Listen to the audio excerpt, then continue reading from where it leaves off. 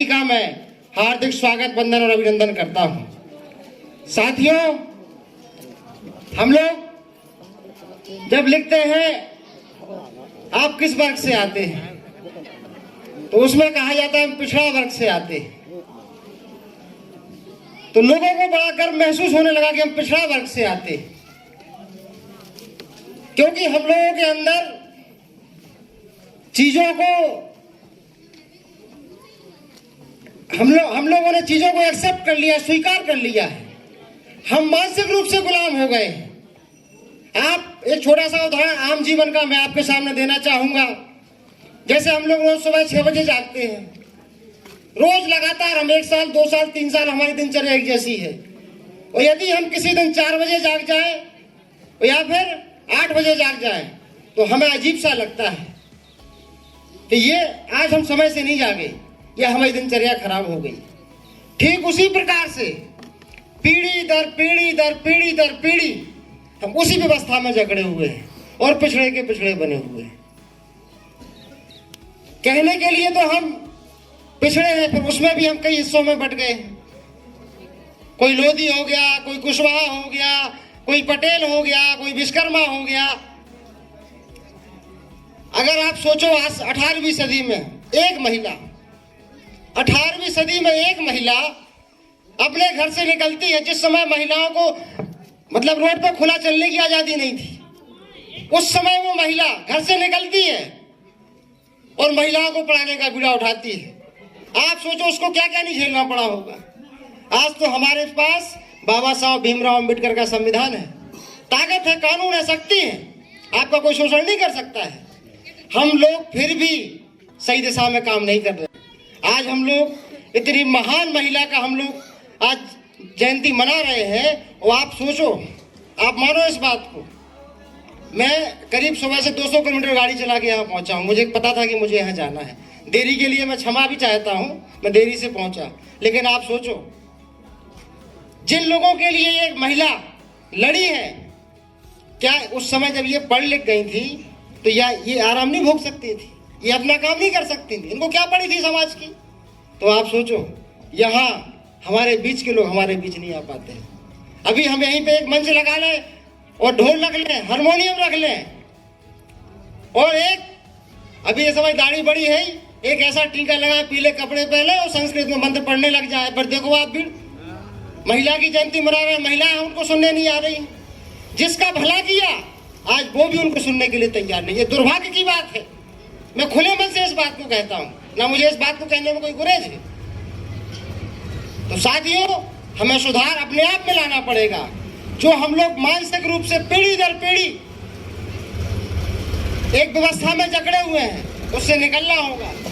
और शिक्षा का मतलब हाई स्कूल, इंटर की और ग्रेजुएशन की डिग्री का नहीं है। शिक्षा के साथ साथ हमें समझदार भी होना होगा।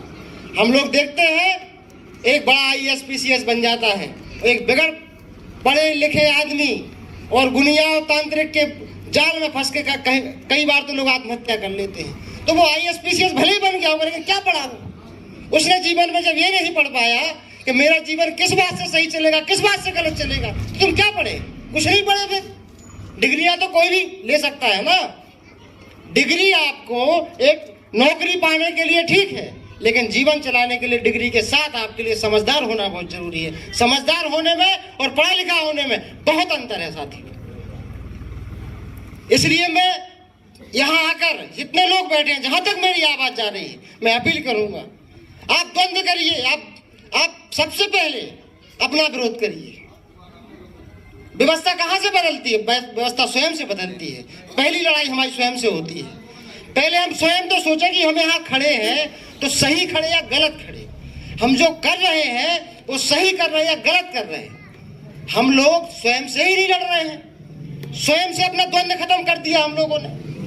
जो दूसरे ने हमने आगे जो कह दिया आपने मान लिया।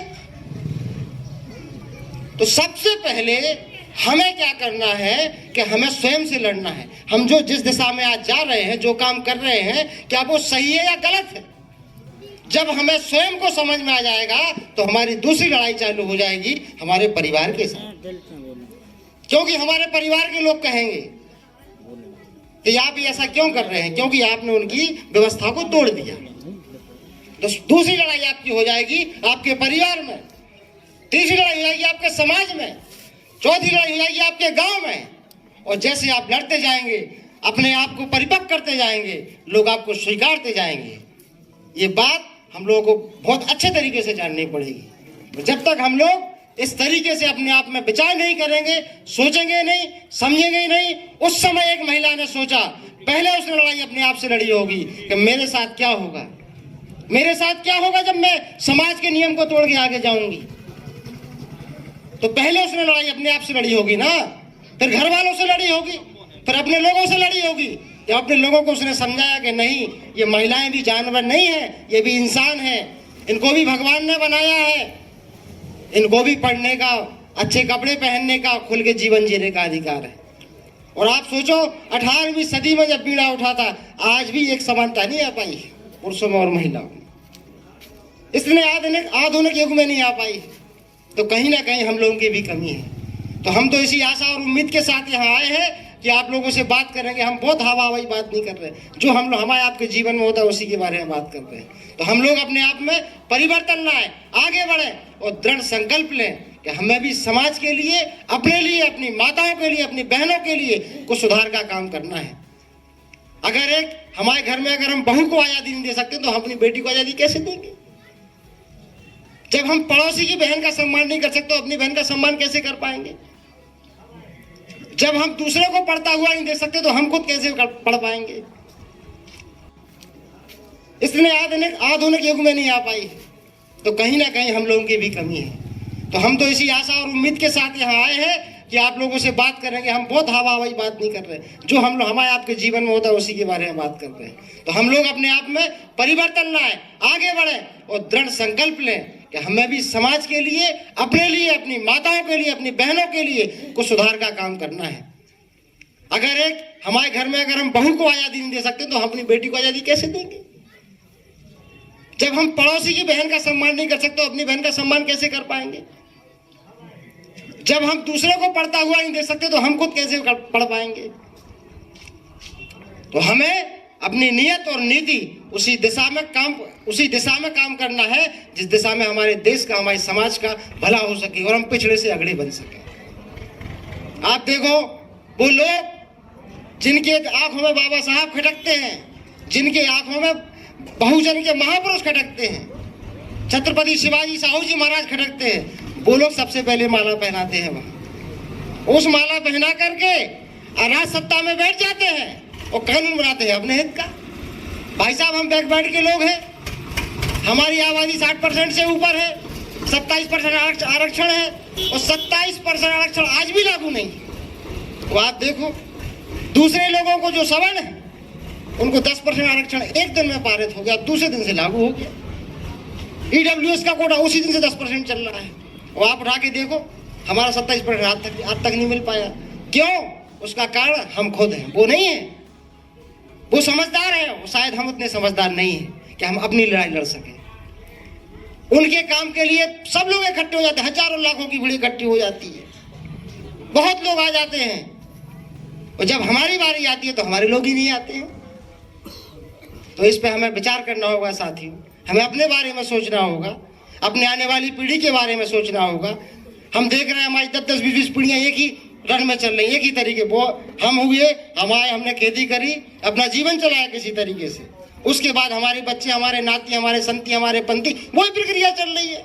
क्यों नहीं हम आगे बढ़ पा रहे हैं? तो इसके बारे में हमें सोचना पड़ेगा, क्यों नहीं बढ़ पा रहे हैं आगे? कहीं ना कहीं कमी हमारी है। हमेशा रास्ते खराब नहीं होते हैं, अगर हमारे अंदर क्षमता होगी तो रास्ता ठीक करके भी आगे बढ़ा जा सकता है। इन्हीं सब बातों के साथ मैं अपनी बात को ही समाप्त करता हूं और पूरी सभा से सबसे माफी चाहता हूं कि मैंने इतने बुद्धिजीवियों के विचार नहीं सुन पाए हैं, क्योंकि बोलने से ज्यादा सुनना होता है और जिसको सुनना आ गया उसको बोलना आ गया। आप देखो, जो लोग हमसे आगे हैं उनके लिए आप सोचो, उनके घर की महिलाएं भी मंच पे आके चिल्लाती हैं और हमारे यहाँ के बड़े बुजुर्ग, घर का मुखिया भी नहीं माइक पे बोल पाता। तो बोलना भी सीखना है, हमें लड़ना भी सीखना है, अपने आप के लिए रणनीति बनाना भी सीखना है, जब जाके हम तरक्की कर पाएंगे। इन्हीं शब्दों के साथ जय हिंद, जय भारत, जय सावित्रीबाई फुले।